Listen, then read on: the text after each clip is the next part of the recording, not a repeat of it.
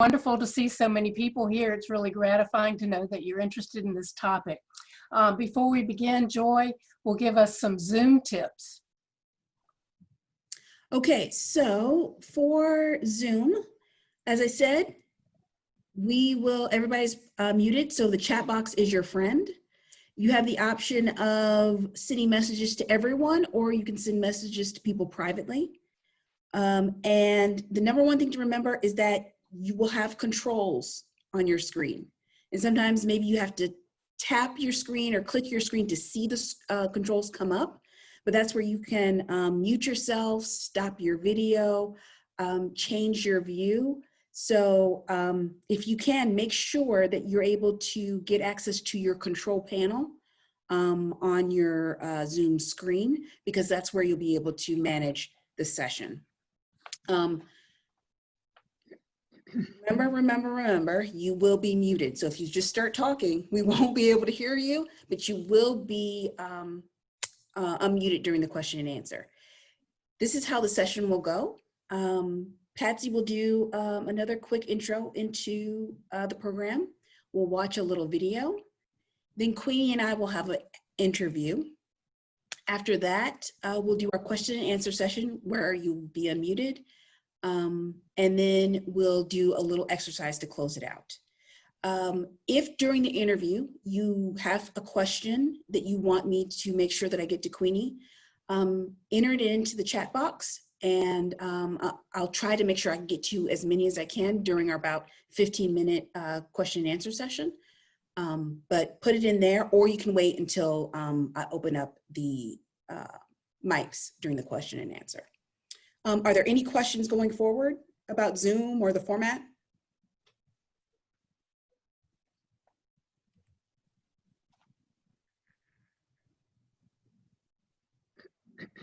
Doesn't look like there are any. Give it just a second. Still people coming in. Yes, still people coming in.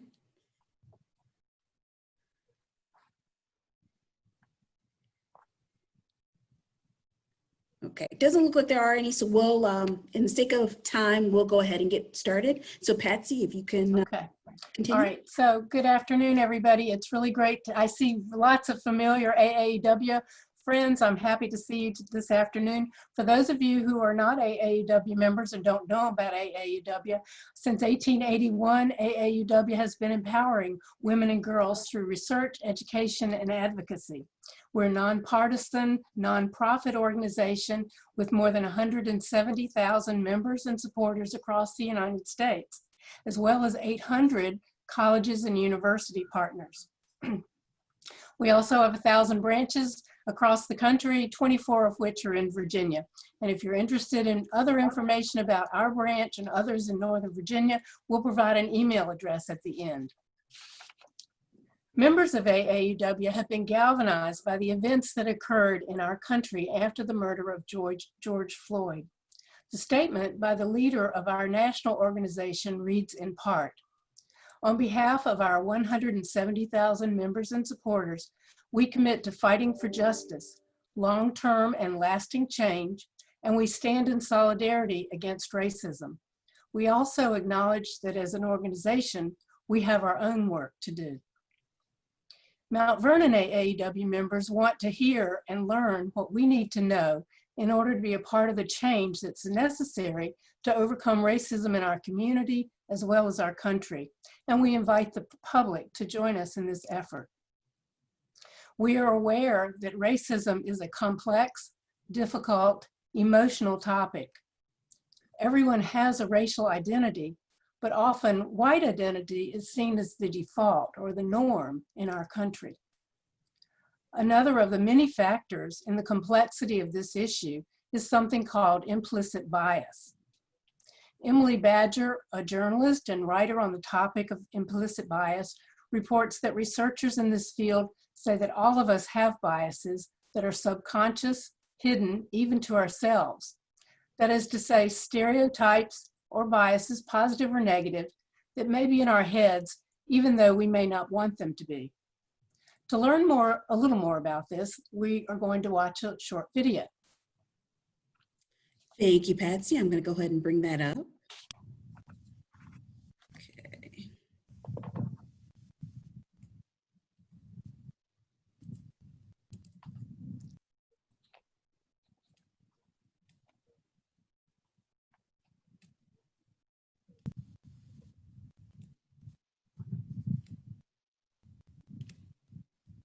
Okay. Implicit bias. Implicit bias. Implicit bias. 2016. So can everyone hear the video? Perfect. Okay, very good. Was the year that implicit bias went somewhat mainstream. Yeah, so when Hillary Clinton mentioned implicit bias in the debates, our phones started blowing up, all our friends started emailing us about it. But what is implicit bias? Implicit biases are basically thought processes that happen without you even knowing it. Little mental shortcuts that hold judgments you might not agree with. And sometimes those shortcuts are based on race. First, some clarity. Saying someone has an implicit bias is different from calling someone a racist. The word racist is a highly loaded term, right, here in American society. A lot of times, when people are using it, they're thinking of the kind of old-fashioned Ku Klux Klan style racist. But implicit bias isn't anywhere near that, explicit. Implicit bias is something that comes out of ordinary mental functioning, out of how the mind normally works. We've all grown up in a culture with media images, news images, conversations we heard at home, our education. Think of that as a fog we've been breathing our whole life. We never even realized it, what we were taking in. And that fog causes associations that lead to biases. I somehow know that if you say peanut butter, I'm going to say jelly. That's an association that's been ingrained in me because throughout my life, peanut butter and jelly are together. And in many forms of media, there's an overrepresentation of Black men and violent crime being paired together. And because of that, I actually deep down inside have been taught that Black men are violent and aggressive and not to be trusted, that they're criminals, that they're thugs. With all those associations, I'm not trying to let us off the hook, but in some ways, none of us stood a chance. Starting today, we'll post a video a day dealing with one challenge of understanding implicit bias and its relationship to race and exploring ways we might combat the problem. One more thing, if you're seeing this and thinking that it doesn't apply to you, well, you might be falling prey to the blind spot bias. That's a scientific name for a mental bias that allows you to see biases in others, but not in yourself. We're biased.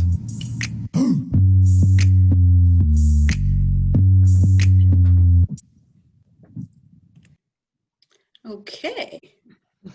All right, so if you'd like more information about the series of 2-minute videos that, like the one that you just saw, we'll provide an email address at the end if you'd like resources such as that or other things that you'd like to know.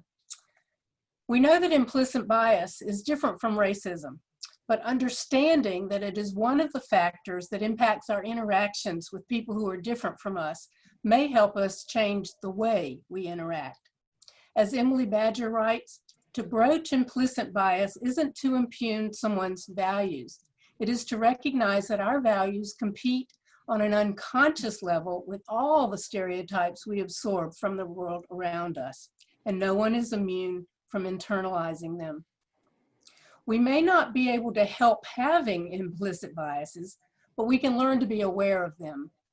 One of the ways of minimizing or challenging or changing how implicit bias impacts us is to get to know people who are different from ourselves. As a group of mostly white women, AAUW Mount Vernon members acknowledge that we don't know our Black neighbors. We can only imagine what life is like for them in our community. To that end, we invited Queenie Cox to share some of the aspects of the Black experience in Mount Vernon that may not seem to affect us as white people. It is through knowledge, understanding, and connection that we will all be better equipped to navigate in positive ways the world in which we live.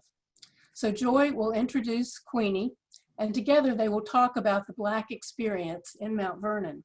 Afterwards, Joy will send you off with some questions to ponder. So with that, we'll begin. Thank you so much. Thank you for that great introduction, Patsy. So what I'm going to do is we're going to start our interview, and I actually want Queenie to introduce herself. So that'll be the first question. But Queenie is a lifelong resident of Gum Springs, and she's a local activist and also the president of the New Gum Springs Civic Association. So thank you so much, Queenie, for being with us. What I'd like to do now is have you do a little brief introduction to who you are. Thanks, Joy and Patsy. I was actually born and raised in Gum Springs, and Gum Springs is the oldest African American community in Fairfax County. As I was growing up, Gum Springs was often referred to as a poor community. So if we fast forward to today, the buzzword that Fairfax County uses is low income. And perhaps because Fairfax County misled the owners of the shacks that were in Gum Springs to sell their property in exchange for a proposed new co-op of housing. And instead, what Gum Springs received was the largest public housing in Fairfax County, owned by Fairfax County. So, and as I was growing up, and like I said, I didn't realize I was poor. I knew I was Black, you know, and when Stratford Landing, you know, when desegregation came around, and the elementary school for integration for the Gum Springs kids was Stratford Landing. And it just so happened that Stratford Landing opened the last year of my elementary school year, which was the 6th grade. So instead of me walking to my neighborhood school, I had to walk to Shellhorn and Boswell to take a bus to go to Stratford Landing. And Stratford Landing was a brand new school. It opened up in 1963. So I was there when it first opened. But as a Black child growing up and going to this all-white school, because there were 3 of us at the time that started in 1963 at Stratford Landing. And do you know that when Stratford Landing held its 50-year celebration, they didn't invite a lot of the Black students? So I know for a fact because I wasn't invited. And since Mrs. Hollingsworth was the first principal there, I would have enjoyed reuniting with her. But, you know, I guess the Stratford Landing celebration team didn't see fit that we didn't need to be there. Anywho, and again, why I kind of felt that my family wasn't poor, but Black, is that I was taught piano lessons by Eleanor Kennedy. And Eleanor Kennedy lived in Stratford Landing. And she was also the first director of United Communities and a founding member of New Hope Housing. So I spent a lot of time with Mrs. Kennedy, in addition to her teaching me piano lessons. And another connection that I had with white people growing up, and my still not feeling I was poor, was that my father was the sexton. And that's kind of a cute little name for saying, instead of saying janitor, you know, at St. Aidan's Episcopal Church. So I knew Reverend Rooker, and he was a very close friend of my family. And I knew St. Aidan's. I wasn't a member, but I was only associated because of my father and Reverend Rooker. And I don't know if most of the people in Stratford Landing even knew when the church burned down, because St. Aidan's had reached out to the Black community, and that's why it was burned down. But they rebuilt it.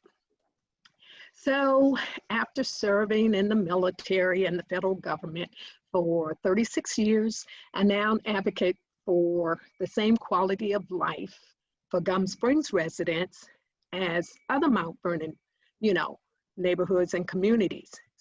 And finally, instead of taking up knitting, I took up cruising and consider myself a professional social cruiser.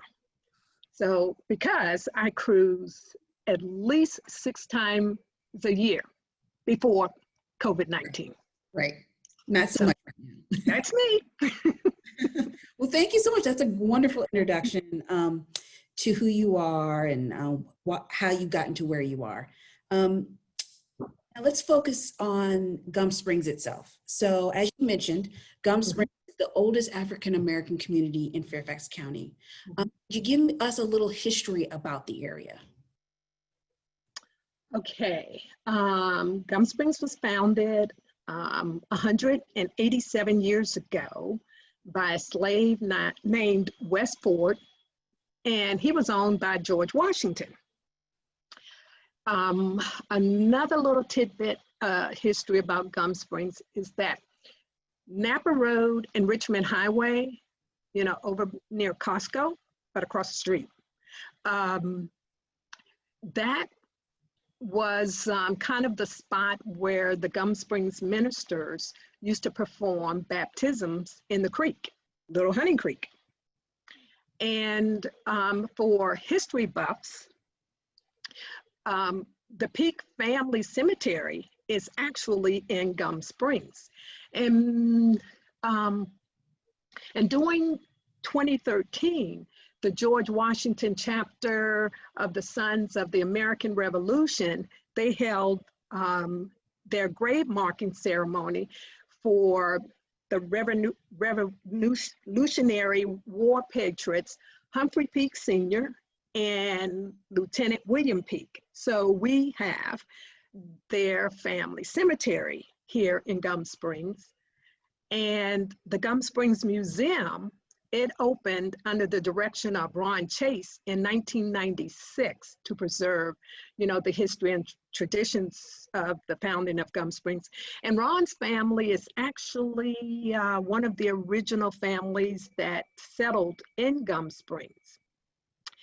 And one little tidbit that I found out, that I had forgotten about, is that about 3 years ago, I received an envelope in the mail. And as it turns out, it took me way back to the fact that Gum Springs had a drama society, and the cast of the little children in Gum Springs put on performances at Mount Vernon Unitarian Church. And in one of the plays, I was an angel. So that's just some of the little history about Gum Springs, but I would encourage everyone to visit the Gum Springs Museum. That's under the direction of Ron Chase. He will do a fantastic job about providing you the history of Gum Springs. And it's, it's a small museum, but it has a wealth of information about the Gum Springs community. Perfect. Thank you. That's great. So now let's pivot to your role as the president of the new Gum Springs Civic Association. What challenges are currently impacting the community?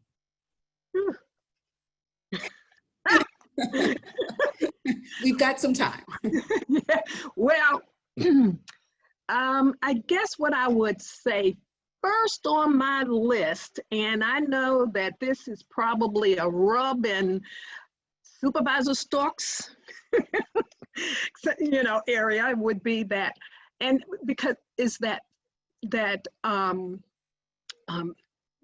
back in the challenges that are impacting us is pretty much Fairfax County not responding to the Gum Springs draft conservation plan that was submitted way back in 2015. And what happened was our plan expired in 2004, and the Board of Supervisors authorized the staff to work with Gum Springs so that we could reactivate the conservation plan. And to this day, which is more than 5 years, staff, they've been unresponsive. And so, but we're still here trying to remind them that we're still waiting on a response. So with that, you can see as a Black community, you got to have a lot of patience in Fairfax County and Mount Vernon, because you will be tested. So anywho, because of the county's slow or inaction to the draft conservation plan. Wendy, let me interrupt you for just a second. Could you explain what the conservation plan is? You froze up. The conservation plan? Well, it's a two-part document. It's the conservation plan and the neighborhood improvement program. And what those two documents were designed to do was to protect and preserve the history of Gum Springs, and to not let any encroachment come into the community. Now, I don't know how long folks have been in the area, but if some of you may or may not recall that Gum Springs was looked down upon for years, to the point that Fairfax County felt it was an eyesore, that they actually had planned to build an overpass so that cars would not even have to pass by Gum Springs. You would go over Gum Springs.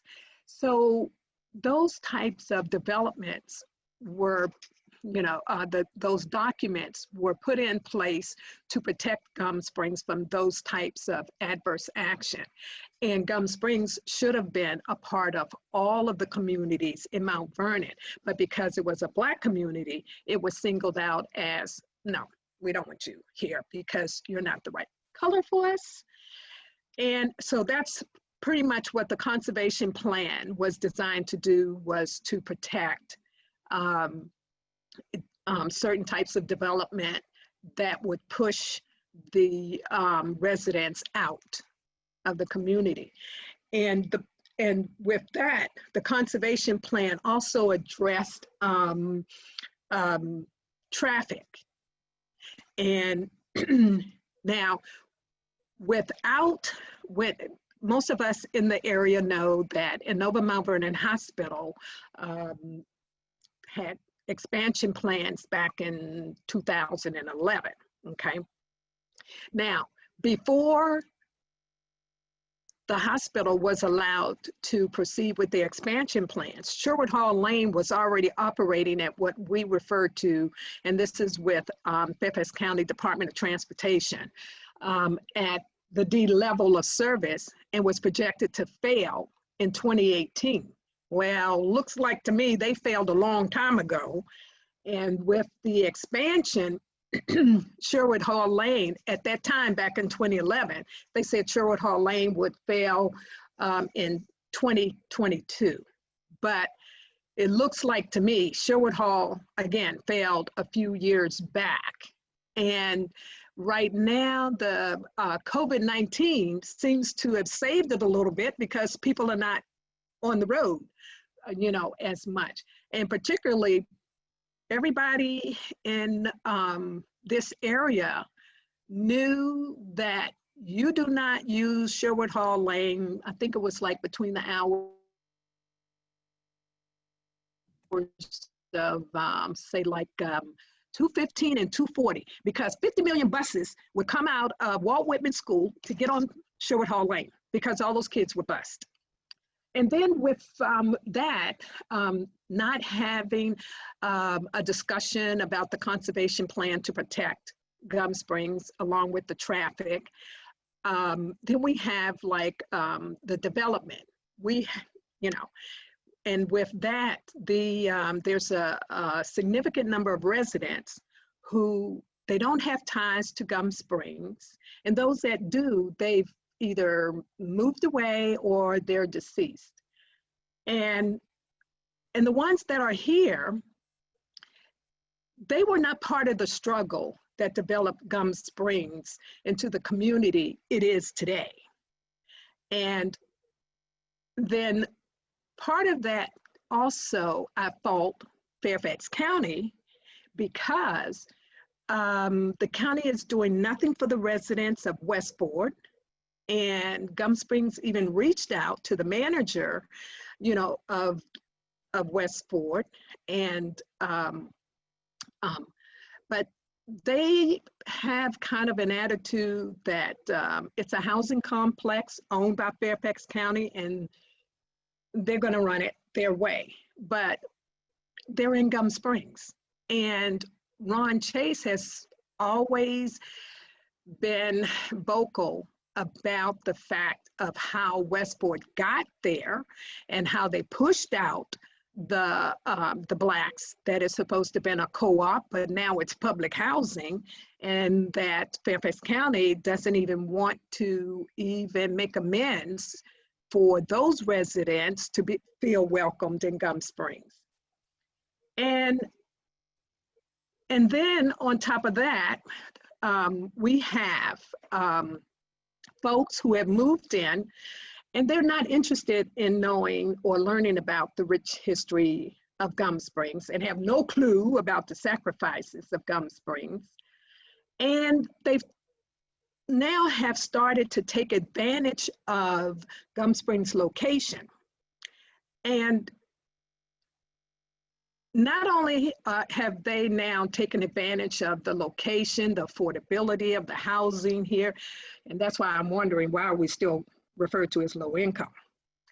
And that their actions have actually created a racial divide within the Gum Springs community.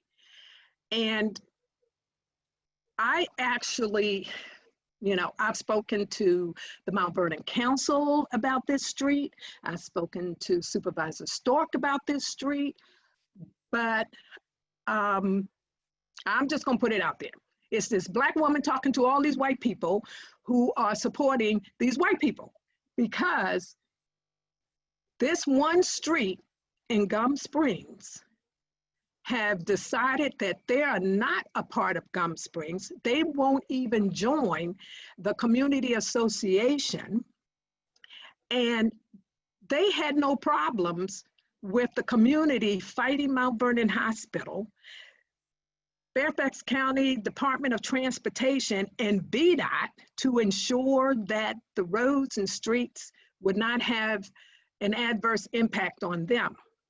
So now a year later, now not a year later, but last year, that's when they decided to come out and be their own association. So I've been trying to figure out, how can you be an association in an association?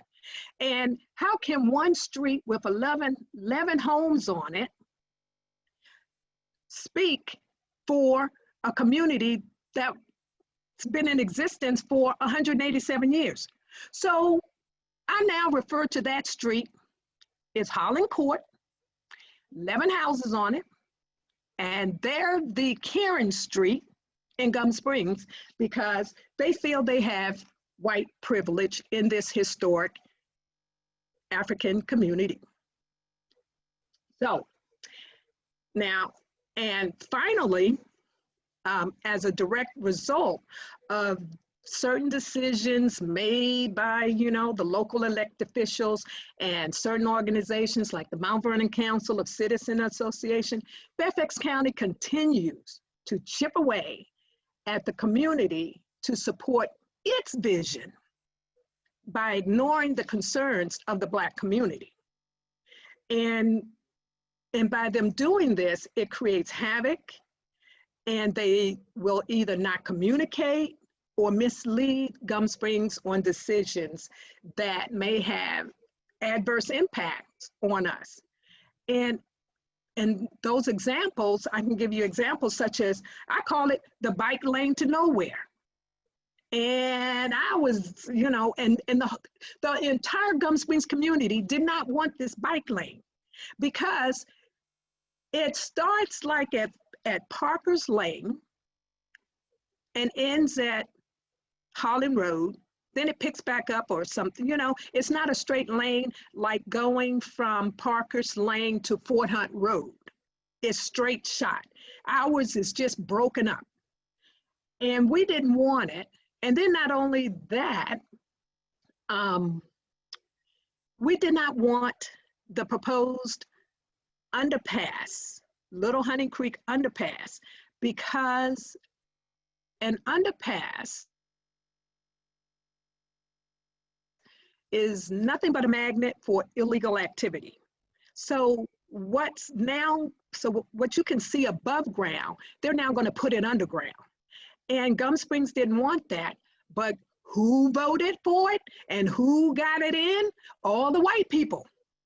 But it's not impacting them. It's impacting the Gum Springs community. We know what an underpass will do to this community. It can be a haven for the homeless shelters.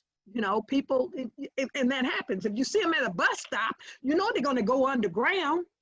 And there's a lot of issues with that underpass, but they didn't want to listen to Gum Springs, and so it's in the plan. And then the last thing, I guess, that they have, not the last thing, but my little Karen Street folk, they were instrumental in banning the seasoned Gum Springs residents from the use of its own community park, the Martin Luther King Jr. Community Park. That park, we struggled to have that park. And when those Harlan Court folks moved in, my Karen Street, and they got the backing of the park authority, even though I've spoken to Supervisor Stork about it, and he claimed he had nothing to do with it, but you know, the park authority, Mount Vernon rep, you know, Linwood Gorham, he's gonna listen to the Mount Vernon supervisor. And so they came in the middle of the night, put up signs, and we can't use the park the way we have been using it from day one, all because of my Karen Street voicing a complaint. And you would have thought that after all of these years that the supervisor's office and the park authority rep, the Mount Vernon rep, would have come to Gum Springs and talked to us about it. They didn't do that. They waited till the action was done and then gonna say, oh, well, what do we wanna do? They don't wanna do anything. We asked, say, well, how can we have music in the park like they have at Grist Mill, you know, and down in Lorton and all that? But the only way we could get that would be for the supervisor to agree for Gum Springs to have the music in the park. So right now, we have a park that we can't use because Karen Street decided they didn't want to hear the music.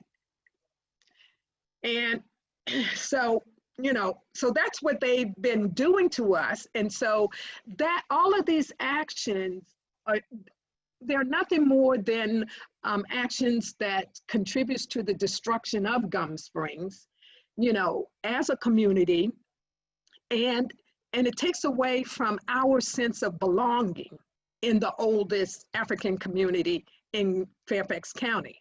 So now, I guess the latest thing is going to be that we're now waiting to see how the Inova Mount Vernon Hospital proffer is going to play out, because in the proffer, Gum Springs is specifically named to have a seat at the table about the traffic mitigation.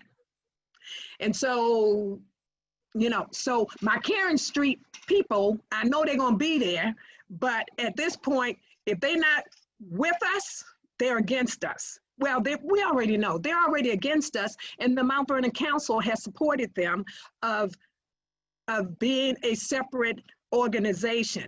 But the problem is Holland Court can only speak about property issues and activities within their property. And that's clear in their articles of incorporation. They can't address anything outside of Holland Court. So to me, by Mount Vernon Council of Citizens Association, allowing them to be a member and they're voting on issues that affect other communities, and if that community feels that they didn't get a fair shake during the meeting and the vote, they could call that action, in my opinion, illegal, because Holland Court Property Owners Association is not a recognized association to speak outside of Holland Court. They can't even address issues on Holland Road unless they come through Gum Springs. So that's why this makes it so crazy, and how we view them as having white privilege, because when we reached out to them and said, hey, we're not trying to stop you from attending, community meetings and voicing your opinion, why don't you do it the right way? There's an association that represents you. Join the association and you be the rep for the entire community, not for your one street. The response that I received was, oh no, we're happy with the status we have. So that tells me and everybody else in Gum Springs, oh, that's why we call them the Karen Street. Because they like their status, and that status is to not associate with the Black community. So that's the challenges right now that we have. Right. Quite a number. So, follow up to that. How are you and the New Gum Springs Civic Association addressing any of those issues? Oh, we're calling it out. That's why we're calling them the Karen Street. Holland Court. Holland Court Property Owners Association cannot speak outside of their property lots. And so we're calling it out. And we will continue to call it out and communicate with our local elected officials to express, the harm for all actions, not just the Holland Court actions and all that. But I will also say that in addressing some of these racial and disparate actions, that yesterday, the Fairfax County Board of Supervisors approved a budget consideration item of $60,000 to complete a historical survey and develop a management plan and recommendations for Gum Springs, okay? And now, we really appreciate that and looking forward to the action, but the wording says consideration, in consideration, and it's not until the fourth quarter carryover session. So, it's not like right now, but it's the fourth quarter carryover, and the language says in consideration. So it's really not a done deal, but I will say at least it's the first step for, moving forward, and because it may address some of the issues and concerns that we had in the conservation plan. And that's pretty much it, how we have to address it. So along with your organization, how can other people get involved and help with these causes? Oh, well, they can join the Civic Association. They can support the Civic Association because we're an all volunteer organization. And so Sweat equity and monetary donations are welcomed and appreciated. And we would like to extend the invitation that whenever the Civic Association hosts an event, that they would support the event by attending. And we have really just a couple of events that's coming up. We don't have the schedule yet, but we are planning police community roundtable discussions. And we always have an annual community day. So save the date, June 19th. And overall, it's just donating, time and money to support Gum Springs. And at the end of, the session, there'll be a contact information, and folks can also sign up for our e-news so that you know what's going on, in Gum Springs.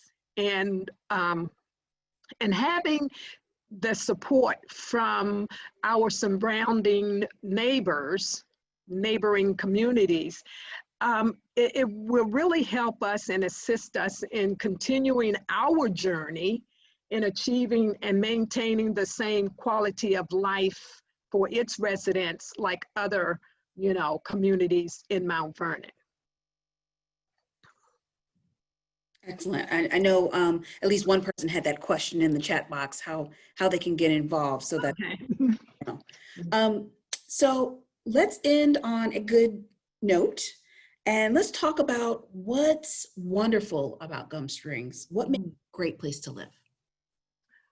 Well, Gum Springs is a walkable community before walkable became fashionable, because all the streets, except one, dead ends in Gum Springs. So it's very walkable. It's affordable. Its location and access to military installation and DC, the nation's capital, Mount Vernon Hospital, other healthcare facilities and services, the Martin Luther King Jr. Park. It has an athletic field, a tennis court, a picnic pavilion, tot lot, playground, a swimming pool. And a few years ago, Gum Springs received its first outdoor gym, and that opened up in 2016. And it's equipped with a lot of different types of exercise equipment, outdoor exercise equipment. And the community center, the Gum Springs Community Center, they have regularly scheduled exercise classes, and those classes are free. There are a lot of activities for free for women and adults. And you just, have to contact the community center about what activities are going on. And one of my irritants about the community center is that it doesn't have a website. And why the county will not have a website so that people will know what's going on at the community center.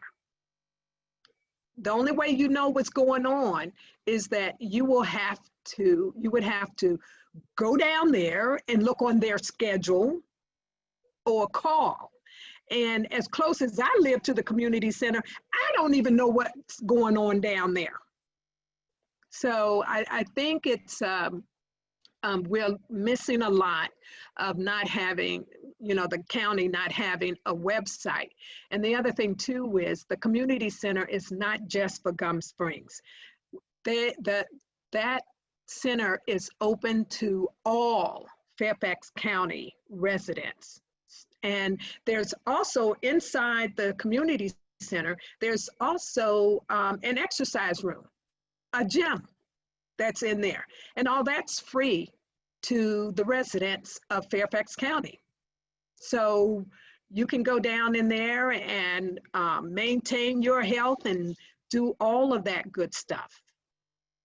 And they have a senior program, but yeah, I'm a senior, but I haven't participated with that.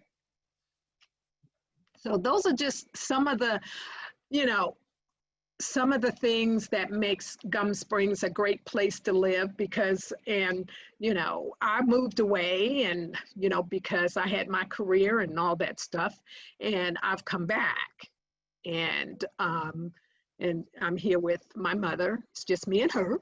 And so one of the great things about growing up in the community, and even though I left and came back, is that there are still some of my childhood friends here, and there are some of the things that we know we're not going to put up with because we went through the struggle. So when you move in, don't move us out. They're like kicking us out of their own house. So that's it. Perfect. Thank you so much. That was great. A great introduction, and hopefully that's inspired people to get involved and help with some of those issues that you mentioned, because it's really important that people not only learn about it, but they participate in making things better. So that's been great. So now what we're going to do is we're going to go into the question and answer portion of the session. What I'm going to do first is read off some of the questions that were sent to me in the chat, and then I'll open it up, if we have some time, to participants asking Queenie directly. So first I'll go to the chat. And first question is, where is the museum, the Gum Springs Museum, located? The museum is located inside of the Gum Springs Community Center, and the address is 8100 Fortson Road, and you can enter from inside the main entrance, and the museum also has its own entrance, and it's at the south end of the building. And once you go all the way down to the community center, you can't miss it. It has a very unique design at the very end of the building, so you would definitely know. And but the hours are limited. And with COVID-19, I really don't know the hours, but you can contact the community center or Ron Chase, for the hours that he would be there to welcome you and give you the tour. Thank you. And there's a question about, will the recording of this presentation be available? Yes, it will be available on the Fairfax County Public Library's YouTube account. So give it about a day or two and it'll be posted there. The next question is, can you ask Queenie what school she went to before Stratford Landing? Where was it located and what was it called? That's an easy one. I went to Drew Smith Elementary School, which is now the community center. Wow. And I live about maybe 2 blocks from the community center. Next question, can you put a map with the streets and the outline of Gum Springs? I'll see if I can pull that up a little later. And this question is for you, Queenie. Is Fairfax County respectful when you call them out? Yes, that's kind of like, sometimes it's like hidden bias, they gotta be nice, but that's just the way it is. They are very respectful, and they're very respectful in ignoring you as well. Got it. Understood. Okay. So any ideas on how to get together with whites who are not Karens? Oh, I'm out here all the time, you know.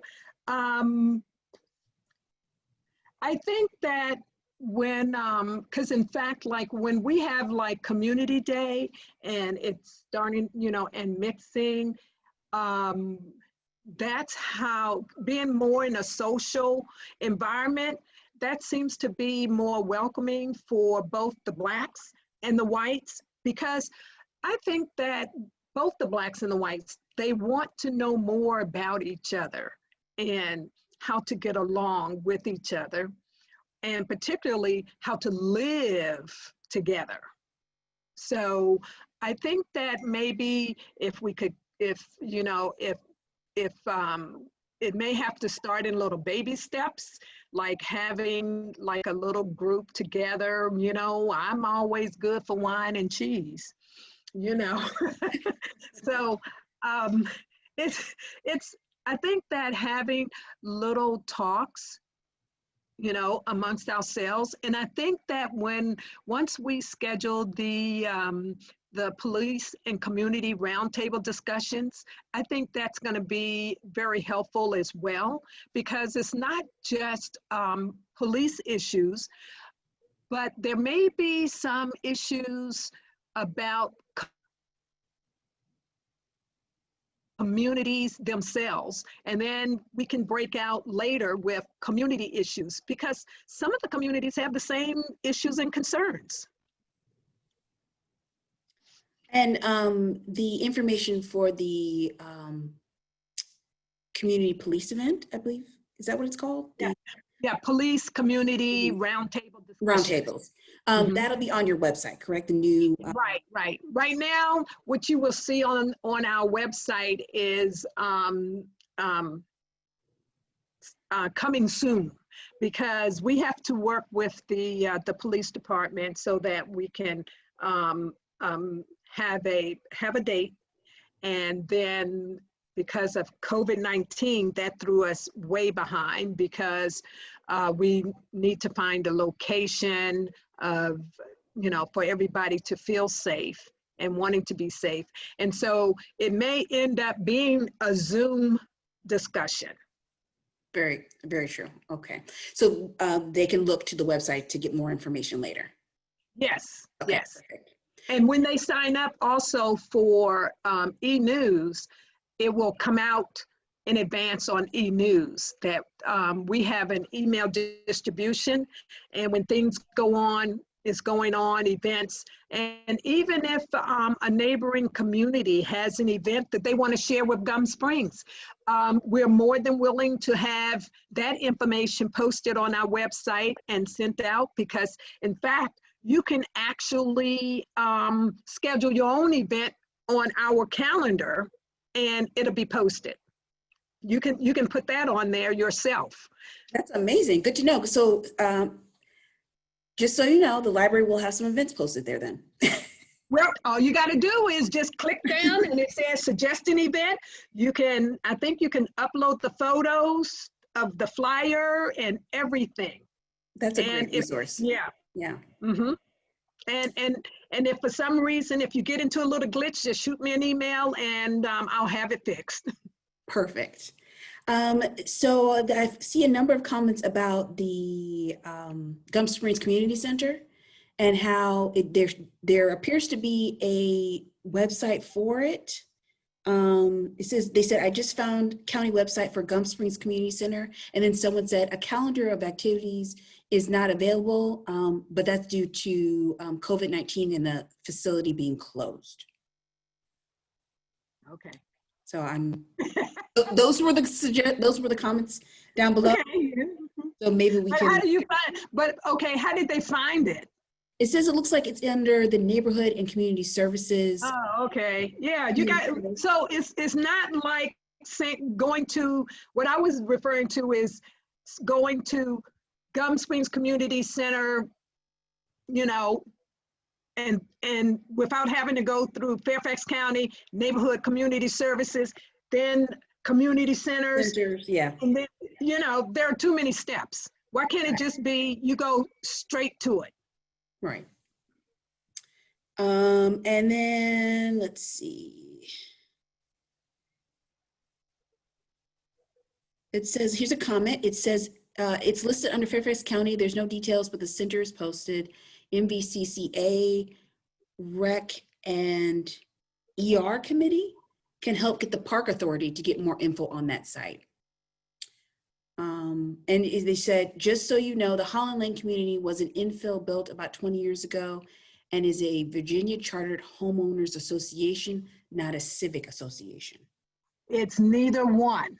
It's a property owners association. And if you read their articles of incorporation, it specifically says that they have control of their property lots. And so, and even if that were true, that they were an association, a homeowners association, but they're not, but just for the sake of argument, even if it was true, is it the right thing to do? Would you do that to Stratford Landing? Would you do that to Wellington? Would you do that to Mount Vernon Woods? I don't think so.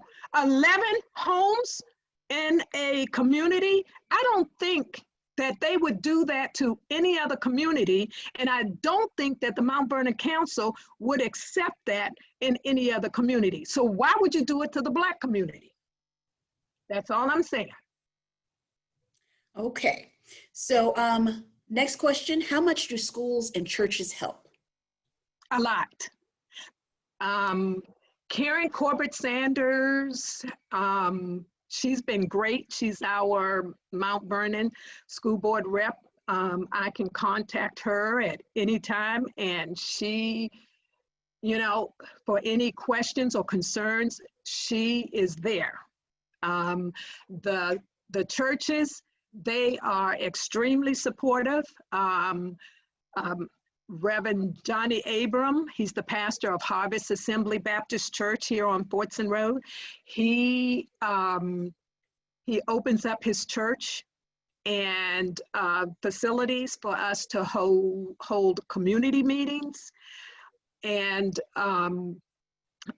with the churches, in addition to the churches, even Reverend Darrell White, who's the pastor of Bethlehem Baptist Church, his group, his team, they are extremely supportive to Gum Springs.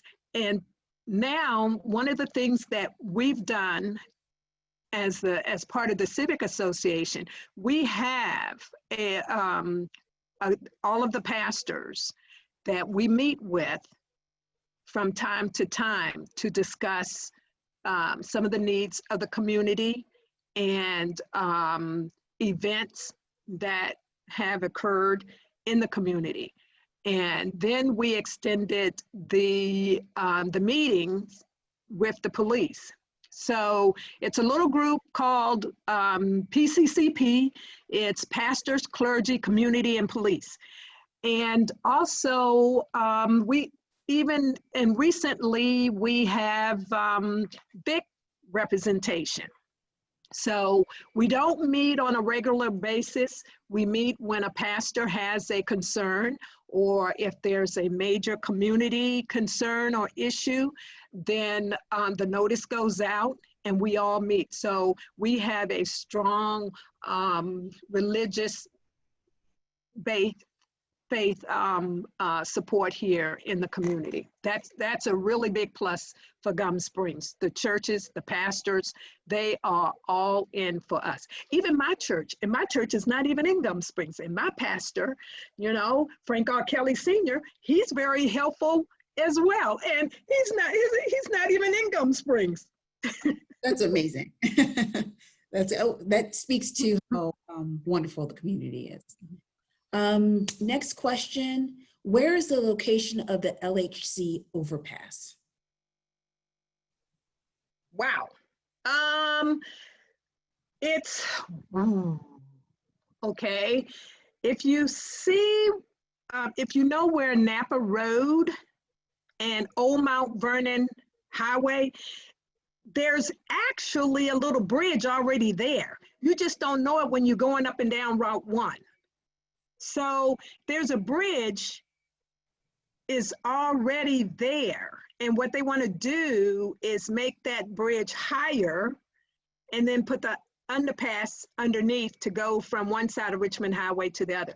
But start looking when you, between Old Mount Vernon Highway and Napa Road. And where that, there's, I think it's the only, what do you call those things? Billboard. So it's around in that area. And so it's really kind of meshed in with the roadway that you probably just never noticed it. But that's where it is. Are there programs or activities that FCPA can bring to Gum Springs other than music program discussed earlier? Sure. We actually had FCPA do a swim program because, as most folks know, a lot of Blacks, they don't swim very well. And so FCPA, several years back, they were actually transporting the kids from Gum Springs to the Mount Vernon Rec Center to learn how to swim. So I'm certain that any types of other activities that's other than the pool, you know, and in the park and playing sports would be welcome. And I would be happy to sit down with anybody that has some ideas, and we can get together and make the presentation to the Park Authority. Okay, so we have summer internships. Does Gum Spring accept those to share with the community? And they mean accept the postings to share? Posting when summer internships are available? Yes. That they have summer internships that they want to share. Oh. I mean, that's the.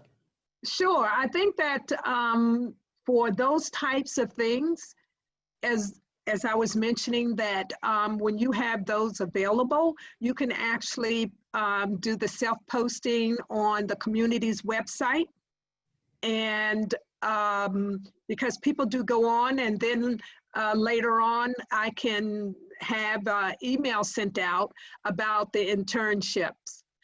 It's just sometimes be a little bit challenging to receive some of these flyers that are close to the deadline date and trying to get it posted, because like I said, it's an all volunteer organization. And if we receive a flyer, 3 days before the event, sometimes it's problematic for us to do that. But if you post it under the suggested event, then because you know probably at least 3-4 weeks in advance that it's there. Next question is, how did you feel about Whitman Middle School not being returned to the Route 1 location, Saudi Academy's old location? Do you have any associates with Mount Vernon Estate based on its historic association with Mount Vernon Estate? So I guess it's a two-part question. Okay, well, to tell you the truth, Walt Whitman Middle School was originally called Stephen Foster, because I went there. And Walt Whitman Middle School was actually what today is Mount Vernon High School. The Saudi Academy is actually what Mount Vernon High School was originally. So to me, when Fort Hunt High School closed and merged with Groveton High School, and that's how we got West Potomac, because there weren't enough kids, they said, to go to the two schools. And so that got the parents in an uproar that they decided to bus all of the kids to Walt Whitman. And that's why they're all bused.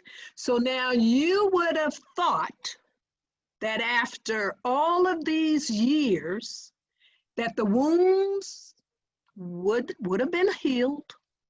Those kids, they done been to college. Those kids got grandkids. That they should have returned Walt Whitman Middle School back to the communities where those kids can now walk to their school instead of being bused. They got to be bused to Carl Sandburg, but like I said, so to me, I felt that when the county retrieved the Saudi Academy, that would have been a great opportunity to have used that for another middle school that was short of, of space. They should have created another middle school, let that be the middle school, and Walt Whitman could have reverted back to its original school to serve the surrounding community. So, and I have no contact with the Mount Vernon, Ladies Association or Mount Vernon Estate. The Mount Vernon Estate? Not now, I don't. So here's a comment. It says, please be advised that the project you, Queenie, is talking about is related to the entire widening of Richmond Highway project being done by VDOT. Oh, I know that. But that still doesn't stop me from my opinion of the impact of how it's going to adversely affect Gum Springs.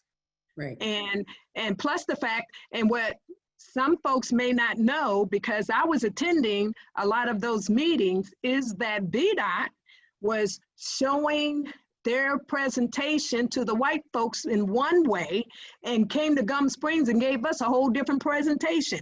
How do I know? Because one of my nice white friends contacted me to let me know. Because, I get along, I may disagree with you and may disagree with you not so nicely, but we still get along. And so I fully understand that. And I fully understand about the widening of Richmond Highway. But like I said, it doesn't stop me from voicing my opinion about how it's going to affect my community, and the fact that most of the decisions that are being made, the people don't even live here. And they don't know how it's going to affect me or or my community. So, yes, I know. And I think they agree because they followed up with, many of us are unhappy about some of the plans VDOT has for the road. Okay. So that's it for question and answer. Now we're on to the last phase of the session. Thank you so much, Queenie, for taking the time to speak with us and answer all our questions and inform us about the great history of Gum Springs and what's going on now and how we can help. Very, very, very insightful. Thank you so much. So now what we're going to do is we're going to go into our last activity. I'm going to share my screen one more time.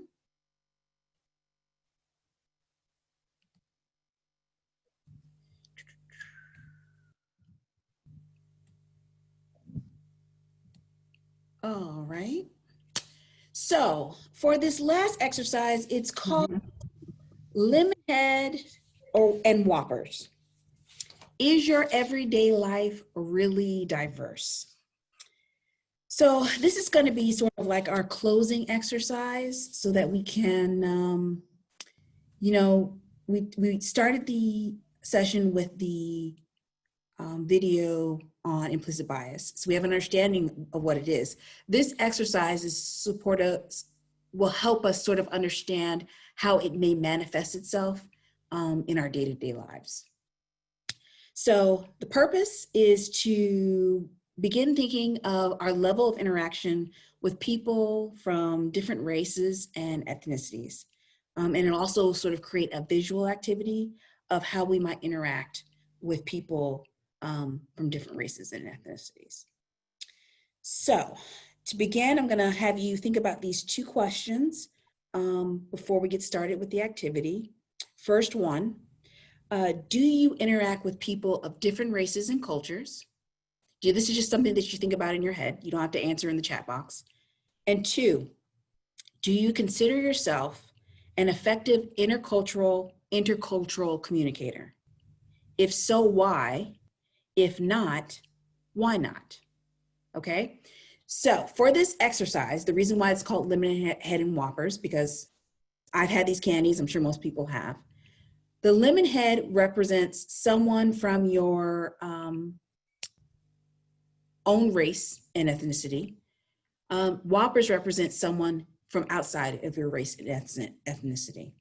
Okay, so for the exercise, you're going to answer a series of questions, and you will answer lemonhead if the person or persons that the question refers to is of your own race or ethnicity, or you will respond whoppers if it's someone, a person or people from outside of your race or ethnicity. So I'm going to go ahead and stop the share, and then I'm going to bring up the poll.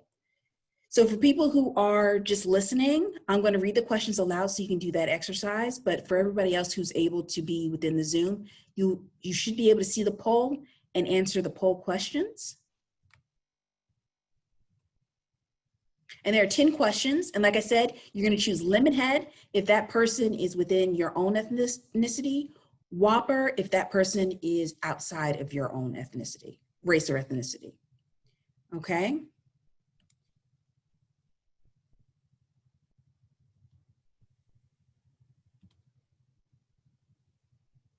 So go ahead and fill out the poll. And when you're done, there are 10 questions. You're going to keep going down. You can scroll down in the box all the way to the bottom, and then you hit submit. And this is anonymous. No one will know who voted for what. So the first question is, who was the last guest invited to your house for dinner?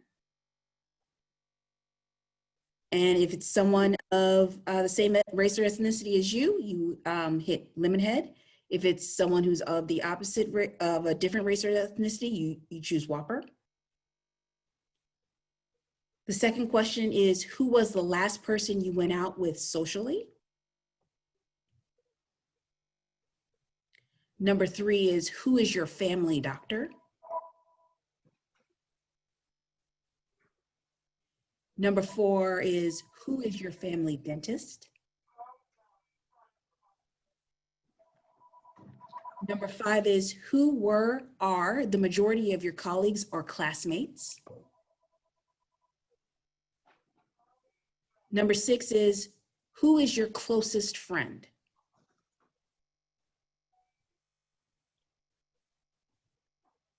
Number 7 is, who is your current or previous romantic partner?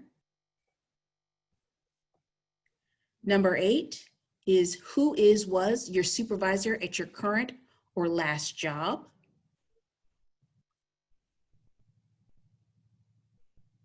Number 9, who makes up the majority of people at your favorite club, local hangout spot?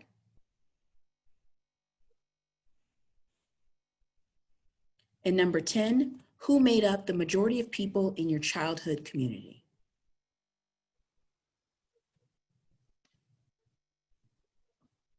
So I'll give you just a few minutes to finish taking the poll. And when everybody's done, we will be able to see the results together.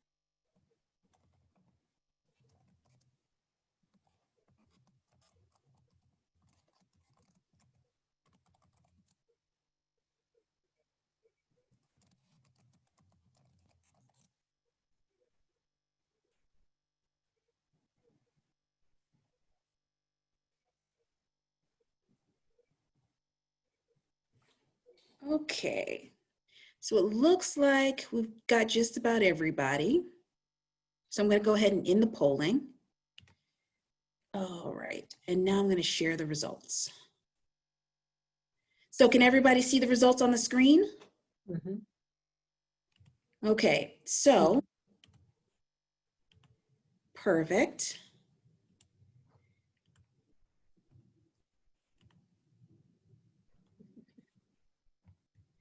So as you can see, if we're going down, it looks like most people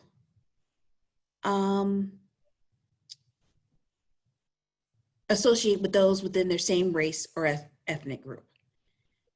So it's not necessarily an indictment. I think most people do that no matter who they are or where they are. But it is food for thought to sort of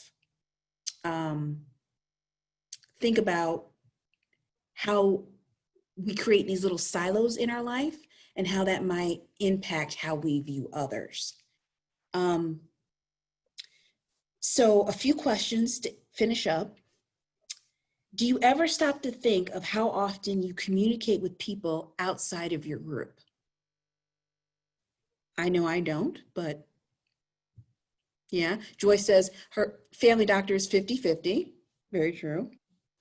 Did you consider yourself to be someone who often interacted with others? Do you still? So does your perception of how you interact with others, is it reflected in this poll? Is it something that you do? What did your visual representation show you? Were you surprised? Was it not a surprise? Was it pretty much what you thought it would be? Is it something that you think you might want to change? Are you comfortable with it? Are you uncomfortable with what it says about who you associate with? If you have little to no interaction with people outside of your group, how does that affect your ability to impact or understand the world around you? Right? Marcia says these answers would likely be different if we weren't in a pandemic. Very true. Yeah, it might be different if we were to outside, but it might not. It may be consistent no matter what. If you have little to no exposure to others, do you think you should make an effort to be more involved? If so, how? Right? Think about how you might want to be able to improve or change how you interact with others and the groups of people that you do interact with. Someone says their answers would be radically different if they were still working. True, maybe circumstances does impact this. And lastly, are there any other questions or comments? And I see I have not opened up the, let me just do this. I'm going to see if I can unmute everybody.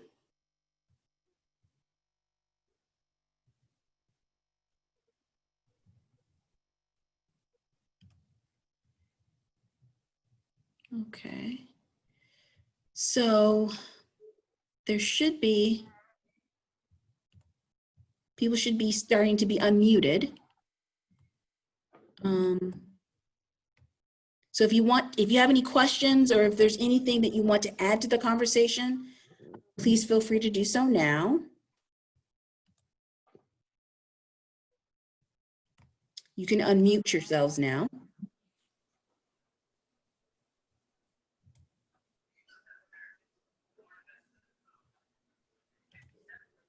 I would like to add, hi, Miss Queenie. Hi. Hi, everybody, but Miss Queenie is the only one that I actually know on the line. I thought about something from the standpoint of like how, even though Gum Springs is we're in the community and it's historic and all, and as it relates to other centers, I work for Fairfax County part-time, and I'm under NCS. And I have been offended several times at a couple of the senior centers who How come that wrong? have a very low opinion of the Gum Right now Springs you've been muted. Center. And I have said something to them about it because they have made comments like just with me sitting there, and I'm one of 2 African Americans where I work. And I thought that was very insensitive, and they just had a really low opinion of Gum Springs Community Center, and I don't know what can be done about that, but I think something should.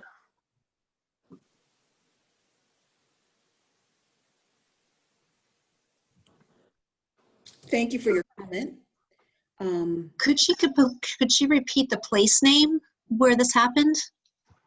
I didn't say the place name purposely. It's in a white community. But was it a government facility that you went to, or was it a neighborhood?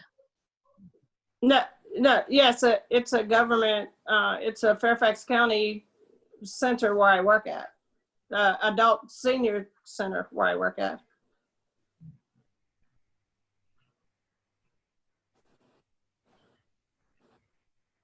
But they just anytime they say something about the Gum Springs Community Center, it's something negative.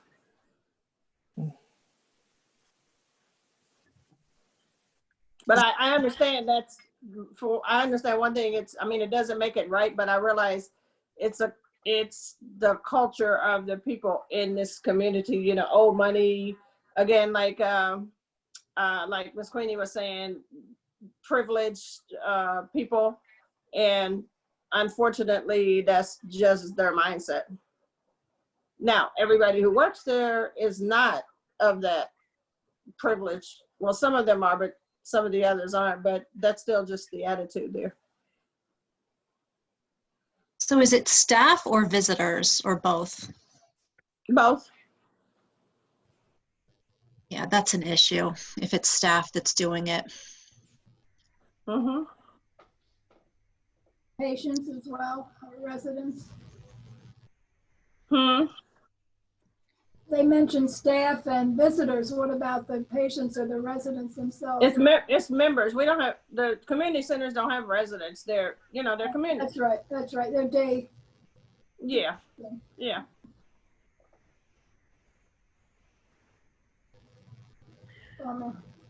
Does anybody else have any questions or comments? Sylvia has her hand. I have lived in many different communities. I came when I was 10 years old from Puerto Rico and lived in New York City. I've lived upstate New York. I lived in England. I lived in Florida, Ohio, and I'm 80 years old, so way back when. I dared to go and live in Ohio back in the 60s. No fear. But one of the things I had found in living in these different communities, there are cultural differences. And I was very open to seeing how I could fit in. I tried to understand and be understood and be polite but understanding, but at the same thing affirming myself. I have to say that I grew a lot as a person because I am me. I will be me. You cannot define me. I define myself. And that drew a lot of respect from people. And that confidence that I had helped me to introduce them to someone that was just like they are, human, very human, and showing my humanness in every way I could. And I have to say that I'm 80 years old now, and I distress about our situation now because I thought at this age that there would be so much more difference, and I think it's gone back so much that I wouldn't dare to live in Ohio now. I wouldn't dare to go there with a partner who was of a different ethnicity than myself. And that's sad, and that worries me for our grandchildren, not for me, because how many more years can I be around, but our children. And that's what I think about, and that's why I'm listening and trying to learn, because we're never too old to learn, and I can always learn. And one of the things I've been hearing is that I have to make an effort to understand the people who are so different and thinking so different today than I thought they would. Their values are so different, and to try and understand what is it all about, as opposed to being critical or getting angry or wanting to do something to them, as much as I want to understand. I want to see it from that side. I've been twisting a whole lot, I have to tell you folks. And my partner, Ginny, she and I belong to the same group. And I have been exploding, given the circumstances. I'm losing my patience, so I'm trying. And that's why I appreciate everyone here. And Queenie, I appreciate, and I know what you're talking about very well. Because in Brooklyn, New York, I used to hear the police go around making terrible comments. And to this day, it had an impact on me. I was about 12, 13. I have to tell you, I don't feel, then and now, I just don't feel safe having the police near me. I don't feel they protect me. And I know differently. I know they're good policemen. I know they're not all, you know, abusive and so forth. But in my heart, I have to be honest. I'm afraid. I have this sense of fear. If I see a police car, I will turn at any street, even if I don't know the neighborhood. Get out of their way, get out of their sight. Wow. And that is how I'm feeling. And I know in my, you know, rational, if I'm very rational, and education, it doesn't help. It's just a feeling. I have to share that with you. I have never been, well, I was arrested once on an open housing demonstration in Louisville, Kentucky, back in '67. So, but that's the only time I went to jail. And it was unconstitutional, so it should be off the record, but it's still in there. But thank you for listening, and I don't want to take all the time. That's Thank you for amazing. sharing. Yeah, that's a powerful statement and great advice as well. So thank you so much for sharing that. What I'm going to do is I'm going to put up our final screen, because that's going to be the screen for all the contact information. Okay, good. Right here, and what you can see at the top is the New Gum Springs Civic Association, the website and the email, and also for AAUW, the Mount Vernon branch's website and their email. So if you want to get in contact with them, this is how you can do it. Maybe take a picture, write it down, so you can get involved in one or both organizations if you're interested.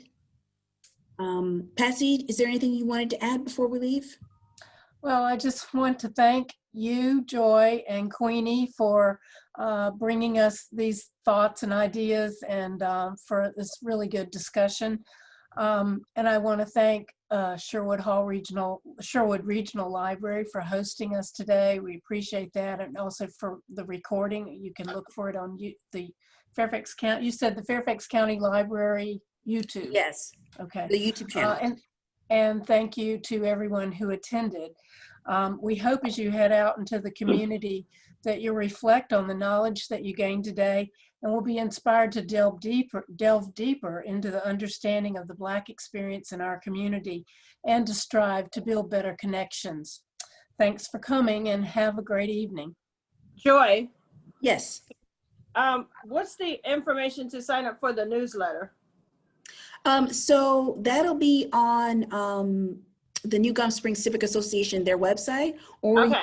you can reach out to Queenie through this through the email, and Okay. sign up that way. Okay, thank you. You're welcome. Okay, so I'm going to stop the recording.